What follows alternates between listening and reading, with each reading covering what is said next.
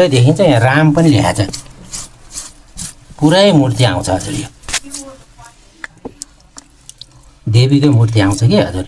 यो कसरी सिकिन राम चाहिँ यहाँ तल ए हो त रहेछ है यसरी खिचेर कि यो पुरा ऊ छ। कसरी बनायो होला भनेर यो नदेखिया मात्रै हो, त्यो पुरै देखिन्छ हजुर। त्यो आइकिला खाली हेर्दाखेरि चाहिँ पुरै प्रष्ट हुन्छ। कमला दिमाई है हजुर हजुर। यसमा चाहिँ अष्टभुजा 8 हातको देवी हामीले चाहिँ नि अस्ति यहाँ देवी भागवत लाउँदाखेरि प्रत्यक्ष घुम सबै गर्दाखेरि भगवती आफै आउनुभयो साक्षात् आएर प्रसाद लिएर। यो भाइ त्यहाँ बसेको थियो पूजामा, दक्षिणा लिएर प्रसाद खाएर खुसी भएर अनि अलिकति तल जाने बित्तिकै अलग हुनुभयो।